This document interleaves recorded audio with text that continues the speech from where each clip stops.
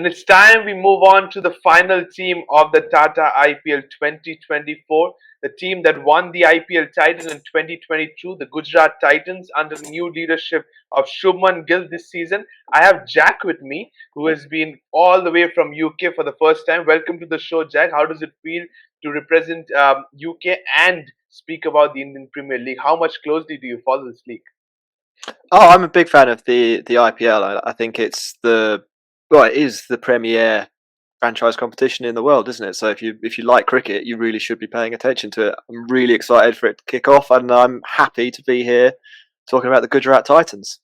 Absolutely. Thank you so much for that. Let's kickstart the season for the Gujarat Titans with us as well. And talking about the 8 players the Gujarat Titans has taken in the IPL auction 2024 as a whole, how much do you sum it up these buys? They had the biggest purse, to be very honest, in the IPL auction. Speak us through, especially starting with the couple of costly buys. Spencer Johnson, you have closely watched him in the 100 as well and the other leagues as well. How promising is he, especially in Indian conditions? And also Shah Rukh Khan, a hard-hitting batsman you need in the middle order. So I think the pair of them combined, if you like, I think the idea is that they'll try and replace Hardik Pandya. Yeah. Spencer Johnson, if you haven't seen him, is an excellent Australian bowler. Earlier in his career, he had a few injuries, so he's probably not as well known as he could be. In the 100, I did see him a fair bit. I live quite close to the Oval, so got to see him live, and I was actually at the game where I think he conceded 1 run in 20 balls. Exactly. Did you Um, watch that live? yeah, I was watching that live. I saw that, and that was an incredible spell of bowling. I think the thing I would point to for him, he's got a little bit of pace. So he can touch 90 miles an hour, so he's quite quick. The thing that really sets him apart from some other players, though, is his accuracy. Like, he has the ball on a string, as they would say. I think if he was a spinner, he'd have the ball on a string, but obviously a seam bowler. So I think that's to watch out for from him. Shah Rukh Khan, he's a little bit more of a known quantity in the IPL, right? We've seen him for a number of years with Punjab Kings. Yeah. Um, Probably, I'm less excited to see Shah Rukh Khan. I think he's a good player, but probably not an exceptional one. However, I think he will fit into this lineup quite well. They have a clear game plan, and part of that game plan is about having 3 or 4 really explosive guys in that middle order, 5, 6, 7, 8. And I think actually he can slot in well and provide a bit of value for the team there. Is he that hard-hitting batsman like you mentioned about Hardik Pandya's replacement? You need at the lower middle order alongside a Rahul Tewatia out there for the Gujarat Titans. Yeah, I think that's it. I think he'll be, and it will depend on the game because Gujarat tend to be quite flexible around this, and it will depend on the opposition and the circumstances and things like that. But I would expect him to fit in probably one after David Miller, but perhaps one before David Miller in some circumstances too. So where would that make him in the lineup? That would probably be 5, 6, wouldn't it? Flipping around in those 2 positions. Probably just one before Tawatia. Absolutely. And you have the Indian flavor out here as well. You have got back Umesh Yadav, the Indian experience. Mishra is there. Karthik Tyagi, a promising young player who has been there for the Rajasthan Royals, if I'm not mistaken, a few seasons back. You've got an Azmatullah Omar Zai, another player who was very promising in the Cricket World Cup 2023 for the Afghanistan. How do you fit his skill set into the Gujarat Titans squad? I think he'll play a bit part role on Mazai. I don't think he'll play every game, but I think there are venues where they will want another middle order batter in there and potentially someone who can bowl a couple of overs. Gujarat, and we'll get onto their strengths, I think, in a little bit, but one of their strengths is that they have a lot of quite good players, but maybe only 1 or 2 absolute world-class players. So they're going to have to be quite flexible and quite clever when it comes to constructing their 11 players or 11 plus 1 with the impact sub. And I think Omazai is one of those players that, he might only play 4 or 5 matches across the IPL, but if they pick him at the right time, I think they'll be able to get the most out of him, and he'll be definitely worth more than the 50 lakh that they paid for him. I think he was quite a good pickup for this team. Absolutely. I think he was a bargain, to be very honest, in that price tag. But this sums up the buys you have made in the IPL auction. Pretty balanced, you're saying, and you will not miss Hardik Pandya, is what you're saying. But comes to the captaincy, you have Shubman Gill, who is going to make his debut. This is where I think Hardik Pandya saga happened with the Mumbai Indians as a whole. How much did you take into that? Was there a fair play going on that you should respect his decision? And how much did you looked into somebody like a Rashid Khan or a David Miller potential captain, or rather than going to Shubman Gill? I like that they've picked Shubman Gill. I think he's definitely going to be an IPL captain at some point in his career, and I think by making him the captain now, you kind of you tell him that you believe in his future and you believe in him as the future of the franchise. So I think that's a really good choice. I think he's got big shoes to fill when it comes to Hardik Pandya. Hardik Pandya was the face of the franchise. It Yeah. may be even bigger than Rashid Khan, which is quite hard to do in T20 cricket. Like maybe even sort of more prominent in terms of his leadership than the Afghan leg spinner. But so yeah, I think that will put pressure on Gill to succeed. I I I suspect that he'll do quite a good job. Like when he comes across well, he seems to be quite charismatic. We obviously saw him have a little bit of a run in with James Anderson in the Test series recently, and I think that tells you that he's not intimidated by other players. And if you're happy to say that to a man with 700 Test wickets, like I feel like you're gonna do a decent job in a dressing room for an IPL team. So I like the selection of Shubman Gill. Obviously, the lack of experience is it leaves a big question mark, but he might turn out to be a tactical genius. Like we shouldn't discount the possibility that he's an excellent captain from day one. Yeah, and even an excellent batsman at the top of the order for the Gujarat Titans. Also, like you said about the Test series, he wasn't scoring runs in the first couple of games, Mm-hmm. and he was there in the wickets for James Anderson's pocket as well. But the remaining three Tests, he got one big daddy 100, and that's where his form came on. So, how important is his form ahead of the season? He has got red. You can understand he's got runs, but that's red ball cricket. Now into the white ball cricket, will he be able to adjust himself? I think he is the absolute key to the whole season for Gujarat. The way he sets up a foundation for that middle order that we were talking about is crucial to how they're going to go about things, because they don't really have another player on the batting side that is his caliber. So there's 100% pressure on him to deliver. Now, I don't think I would be surprised if he was as good as last year, but I still think they'll need him to score at least 500 runs over the season for them to be competitive, and that's a challenge. Can he do it? I mean, he's Shubman Gill. He looked brilliant last year. I wouldn't bet against him. Put it that way. Absolutely, and he's expected to score bulk of runs this season as well. Now comes the squad for the Gujarat Titans. We have spoken about Shubman Gill as a whole, and that's pretty good. But going into his opening partner, we have seen last season it was Riddhiman Saha being the wicketkeeper batsman. He was completely given the role of go there and expose yourself, take advantage of the power play. Then you have the two overseas players. Another question mark: why not a Kane Williamson? You have such a vast experienced player. Why not a Kane Williamson there as the leadership group as well? And also Matthew Wade. He has been opening up there for the Hobart Hurricanes as well, but for Australia, he has been batting in the lower middle order. So, how do you sum up these four players into your circuit for the Gujarat Titans? Look, I love Shubman Gill. I think he'd be one of my picks for an all-star team as an opener. So they're doing really well there. Riddhiman Saha, well, personally, I've got some question marks about. I think his age is starting to become a problem. However, he does have a really clearly defined role as the kind of power play exploiter. He doesn't hang Correct. around very long. He tries to hit a few boundaries, and if it comes off, it comes off.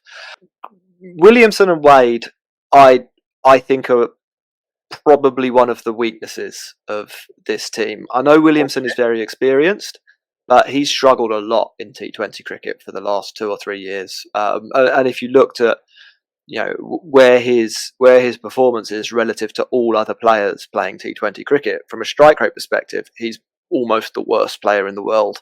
And I just, for me, I struggle to look past that as a factor. Matt Wade, I think he's an option, but I don't think he's a great option. And I think the fact that he can wicket keep probably elevates him just above, or just enough to make him someone worth considering. bringing into the side, and he's left-handed, so he could break up the rhythm of an opposition's bowling attack as well. So if I was going to rank them in order, it would be Shubman Gill, Saha, Wade, and Williamson, as you've got them across the screen there. Okay, so it's exactly the way it was. But Matthew Wade, don't you think he can give you the righty lefty combination you need at the top of the order in case you need him into your playing 11? That is definitely a plus point when it comes to Matt Wade, and then obviously the fact that he can take the gloves too if you decide to go away from Ridham Saha means Yeah. that he is overall a more valuable player. If I were Gujarat, I'd be very nervous about playing Kane Williamson unless there are an extremely specific set of conditions that his skills might be useful in. Okay, and you're speaking about Kane Williamson, number three. You're a little bit concerned. You had this player scoring probably the highest score in the final of the 2023. Sai Sudarshan, very promising to be very honest. Has got the Indian cap as well in the recent at South Africa. You have a David Miller in the mid order. You have Robin Mintz, has been bought into the circuit at a very high price, and you have a Darshan Nalkande as well. How do you sum up these four players, especially Sai Sudarshan, into the mix? I love Sai Sudarshan. I think he's the reason that they don't need to play Williamson. I think you get a better player and a domestic player in Sai Sudarshan, and if I were Gujarat, I'd be investing a lot in his future and his development, assuming that they can keep him through the mega auction that's obviously going to come up later in the year. So I think Sai Sudarshan is their number three as far as I'm concerned. Um, David Miller, we know all about him, and I think his role in the team is sort of fixed. He's that lower order. It's sort of a finisher role, but maybe with a little bit more little bit more of a dynamic finisher role. Sometimes he comes in a little bit earlier and builds a slightly longer innings than somebody like Tim David, for example, who will only bat right at the end of the game. The player I'm most looking forward to seeing here is Robin Mintz. I think there's like a little bit of a Dhoni connection there, isn't there? Yep. And he is a potential alternative replacement for Ridham Saha with the gloves. So perhaps what Gujarat could do is play Robin Mintz at 5 or 6, and then move Sai Sudarshan up to open, and that might give them the flexibility to, I don't know, extend their batting order just a little bit, or perhaps bring in someone like Omazai, as we were talking about earlier. So really looking forward to seeing him play too. Okay, so this sums up the four players. Darshan Nalkande is also there, pretty promising, but not up to the mark when it comes to strike rate. But David Miller, I'll just come back to him once again. You don't have an Hardik Pandya there at number 4, who was batting at number 4. Do you expect him to promote himself from 5 to 4, or do you want him to stick to that number 5 slot? I think that I would stick with him at number 5. I think that their middle order is one of their strengths, and I'm a believer in sticking to your strengths when it comes to building your T20 structure. Now, having said that, I think there are some circumstances where they might think about promoting him, but if we were thinking about it over the course of the season, I would want him mainly to bat at number 5. Then you can have Robin Mintz in number 4 potentially. You could, or even Vijay Shankar could come in to give you another more orthodox batter in the top order. We saw him play some good innings last year, so maybe there's a little bit of gas left in the tank as far as he's concerned. Okay, so we come to him now. Vijay Shankar, Abhinav Manohar you have in the slot. You have Shah Rukh Khan is the reason why probably he can come at number 6. Then you have Rahul Tewatia as well. So speak us through about Vijay Shankar or Abhinav Manohar at number 4 for you.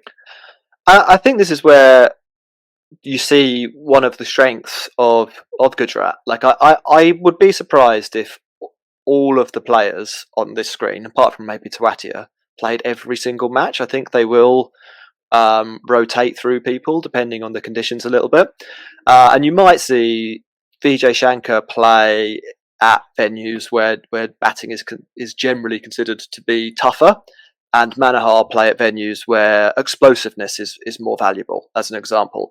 And by having those two options, Gujarat are effectively, by having those two guys there, they're kind of able to combine them into one better player, if that makes sense. Now, obviously, they need to get the management of that right. It's all very well me sitting here on a podcast and saying this is what they should do and calling the shots from thousands of miles away. They have to get that right. But what you actually see, I think, like literally across the screen here, are how the options they've constructed in this team can come together to create situations where the players contribute more than the sum of their parts. And I think that's really good roster construction from Gujarat's point of view. So, good work to Naira and the guys for putting that together. Absolutely. And you've spoken about Ridhiman Shah getting a specific role just like last season. How specific is Rahul Tewatia's role there? He rarely bowls. He's an all-rounder, but we have seen he rarely bowls. He's just that kind of a player who comes and just finishes off innings in style at the number 6 or potentially number 7 slot. Do you expect him to have the similar roles, or do you think he can roll his arm over this time? I think because of Rashid Khan, they sort of don't really need him to bowl, if that makes sense. So I'd be a little bit surprised if we saw him bowl a lot. And I think he's talked about this himself. Like he worked out that he would be a more valuable cricketer if he was one of the few domestic players who could consistently bat 6 or 7 and clear the ropes. And he's done that. He's worked really hard on the 6 hitting side of his game over probably 5 years now, and he justifies his position in the team just because of what he can do if he has 10 balls at the end of the game. So, I mean, like you see the strike rate there, 142 over 135 matches. What that doesn't tell you is the improvement and the trajectory that he is on towards becoming a more explosive, better finisher. So I would expect him to stick in that role, and I'd be surprised if he bowled more than 10 overs in the entire IPL, to be honest. Okay, so this pretty much sums up the all-rounder section for the Gujarat Titans. Now coming to the bowler section, last season we had 2 Afghanistan players. This time we have 3 Afghanistan players. Yeah, before I go on to the spinners, I have one question for you. You can see an Azmatul Omarzai. Is he a potential competitor for somebody like a Vijay Shankar? Yeah, he is. Obviously, because he's overseas, they need to think about how the other overseas players fit around him. But he's exactly the sort of player that could play instead of Vijay Shankar or Shah Rukh Khan or Abhinav Manohar or whoever it is really in that middle order. And I'd expect to see him pop up here and there. Like the man that sticks out on that page, clearly Rashid Khan, the best player in the world probably. And if we earlier on, I was saying how Shubman Gill is the linchpin for the batting side. Rashid Khan is the linchpin for the bowling side. Obviously, with Mohammad Shami going down injured, there's even more expectation and even more weight on Rashid Khan. So it'll be interesting to see, whether he can stand up to that and whether he can deliver sort of 25 wickets or something like that, which is probably 25 might be a bit too many, but 20 to 25 wickets, which is probably what they'll need to put together a really effective season. And I shouldn't say a trump card, but he definitely leads the line when it comes to bowling unit, because you just have gotten bad news of no Mohammad Shami for the entire season for the Gujarat Titans. Yeah, I mean it exactly. I think Mohammad Shami being out is a real blow for Gujarat, particularly in that power play period of the game. So I'm not sure who is going to replace him and the wickets that he was able to pick up there. But later in the innings, as we get into the middle overs and maybe slightly towards the back end, Rashid Khan he's the king. And so I think they should be quite confident that he'll be able to deliver some wickets for them and be an effective operator. Last year, 27 wickets at 20, that's pretty good going, isn't it? Like you're going to take that. Absolutely, and then Noor Ahmed partnering him. You have seen him playing a few games in the later part of the season. How do you think he will be as effective as Rashid Khan with his left arm orthodox? Maybe not as effective, but I would expect him to be effective. He's in my theoretical playing 11 when I sat down and tried to work this out for all of the teams. Noor Ahmed was in for my team, at least to start the season. I think there are certain venues where they might go a different way and pick somebody else. Somebody who's obviously not up on the screen there is Sai Kishore. Yeah. And for people who watch the IPL from afar and don't see so much domestic Indian cricket, we've heard a lot about him, Yep. And there's the possibility that you could bring Sai Kishore in for Noor Ahmed and then play Omazai or something like that, and that's the knock-on effect of the overseas Correct. situation. But if we're just talking about Noor for a second, a super effective bowler. We saw him at the World Cup as well, and he looked good there. And I understand that his batting is developing a little bit too. So you know, potentially in a few years' time, we could see kind of a left arm version of Rashid Khan coming along, and that'd be really exciting. Absolutely. He's learning very quickly from the great man Rashid Khan alongside him. And I think these four players can potentially, especially the first two Afghanistan players, can lead the line for the bowling unit of the Gujarat Titans. Now comes the next four players, which is Jayant Yadav, another off spinner you have added to the bag and very, very useful when it comes. But the pace bowling unit, you do not have a Mohammad Shami. Mohit Sharma almost pulled it off in the final last season, but then unfortunately Ravindra Jadeja had different plans. You have a Kartik Tyagi, you have added him, very useful, I must tell you, very skillful kind of player, and the vast experience of Momesh Yadav. How do your pace bowling unit look like? This is the area where I have a few concerns. Now, I think they can cover them a little bit by bringing in someone like Spencer Johnson as the overseas option, and we talked about him. I don't think they're necessarily weak here, but I think compared to the spin, and I think compared to their top order and middle order batting, they're maybe not as good in this area. I I think they'll be pinning a lot of hopes on Mohit Sharma having another good year. He came from nowhere in a way last year to pick up, you know, well to nearly bowl them to victory, as you said. But Yep. um, I I I wonder, and maybe I'm being harsh here. I wonder if it's repeatable. I wonder whether he can do it again, and I think that will be kind of another small question mark against the Gujarat side. Okay, and Umesh Yadav, experienced player. You have an Kartik Tyagi. Can you somehow replace a kind of a Mohammad Shami with Umesh Yadav with his experience there with the new ball? If Umesh Yadav is going to play and he's going to be effective, it will have to be with the new ball. So I think it's a possibility. Um, I struggled to see how they'd get him into the starting 11 when I tried to do this and tried to have a Yep. look through myself.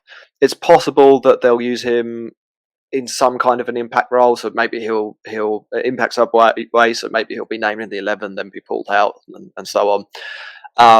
But I have question marks over Ramesh Okay. Yadav. He did have a good year a couple of years ago, I think it was, when he played for KKR and Yep. briefly was the top wicket taker in the tournament, or maybe not even briefly, maybe about 10 goes into the tournament he'd taken a lot of wickets. We're a couple of years on from that. He's a little bit older. I don't think he's up to the task of replacing Mohammad Shami, if I'm brutally honest.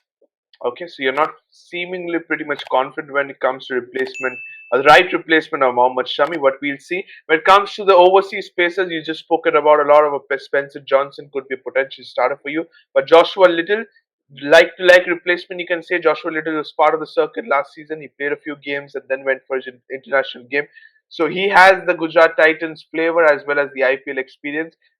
If you have to choose between one of them, is it Spencer Johnson still?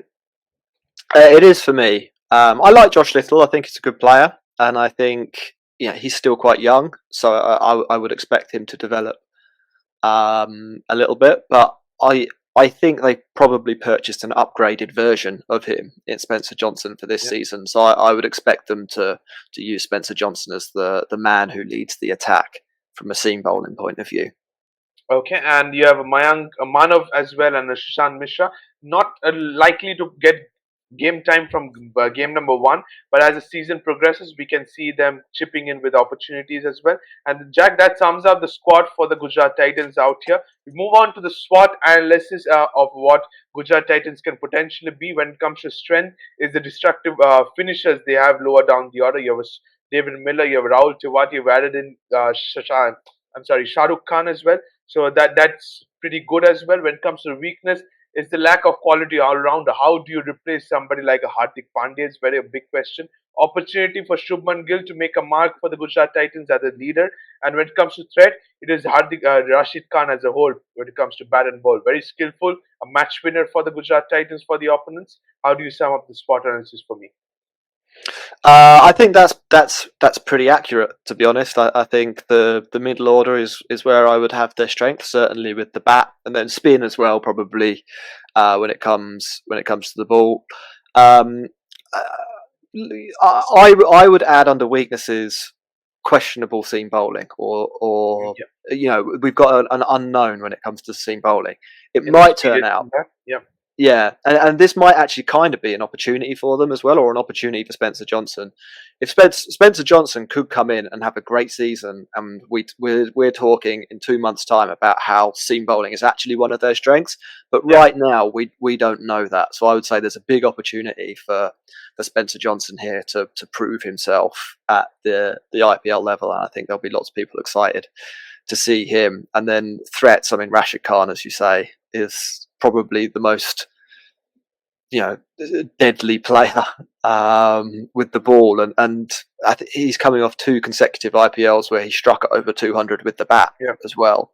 So arguably one of the most deadly players with the bat in hand as well. So I think that is a good summary of where the Gujarat Titans are.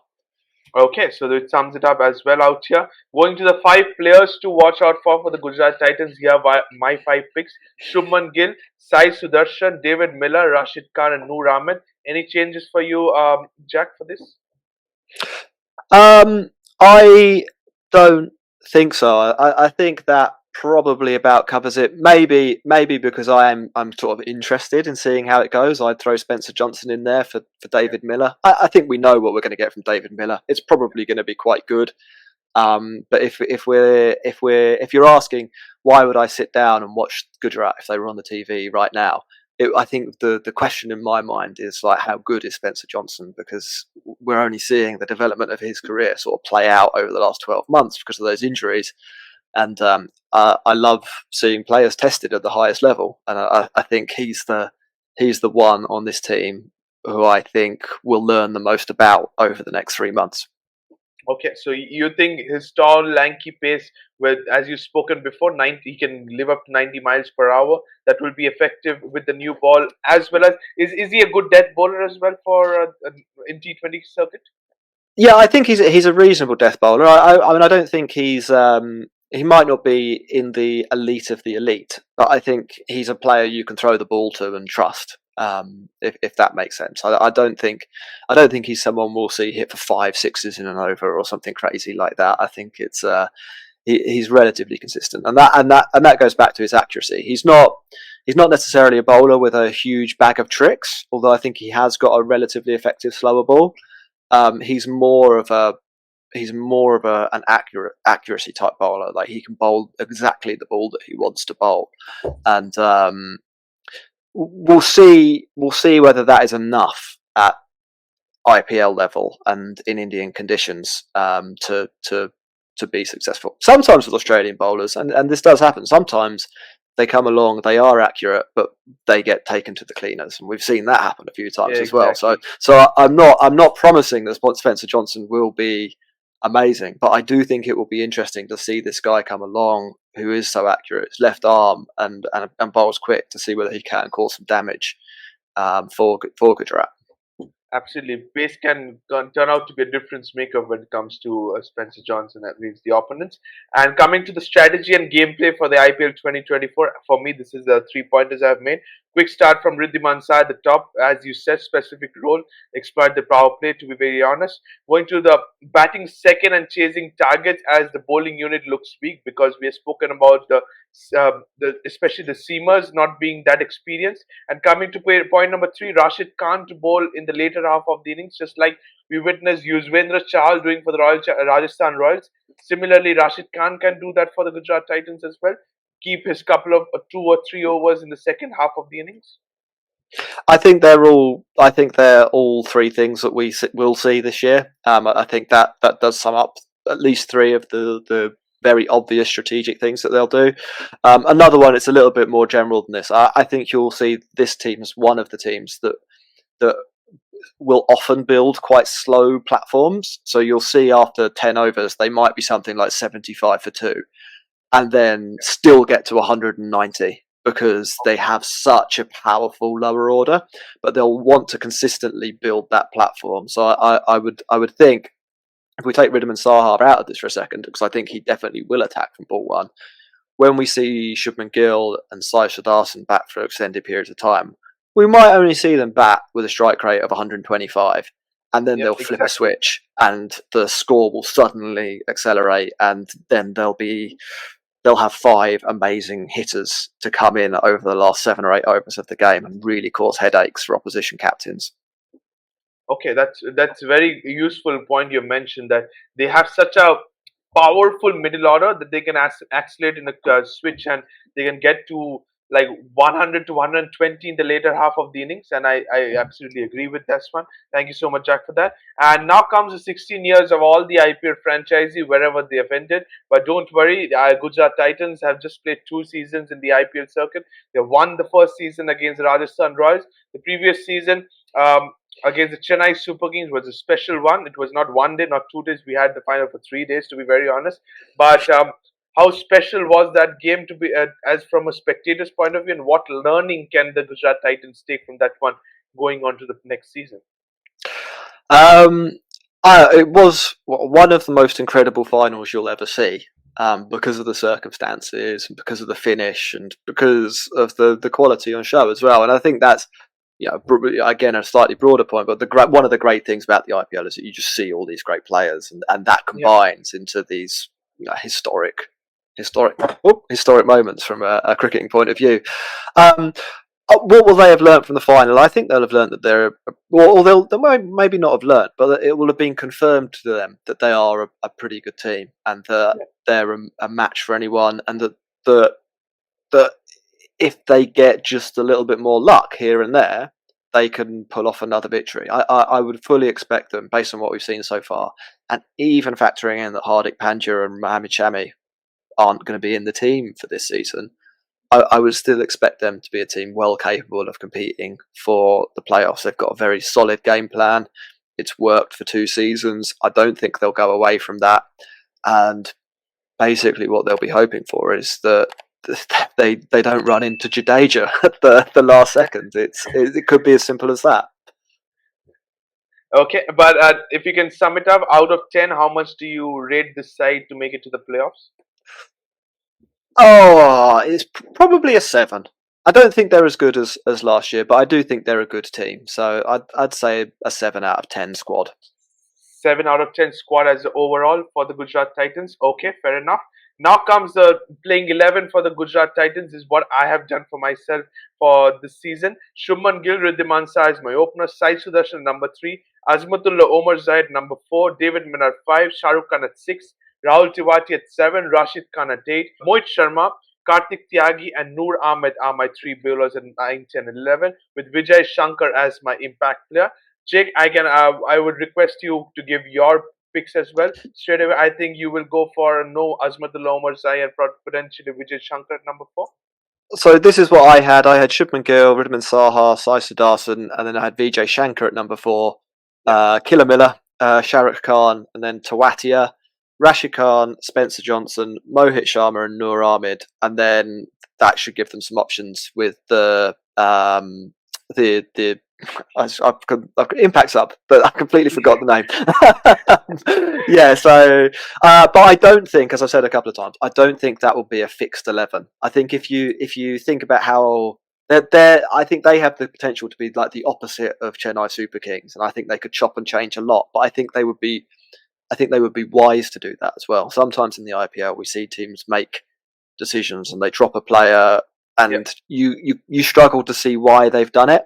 I think one of the strengths of this team is its flexibility, and the fact that in kind of both our 11s there, we haven't mentioned Sai Kishore and Abhinav Manohar, who I think would probably be in the first 11 for 7 or 8 out of the other 10 teams in the tournament. Like they've got a lot of strength in depth, and if they use that right, use that correctly, I think they can do very well. Absolutely. And Robin Mins could be the impact player you can look after for.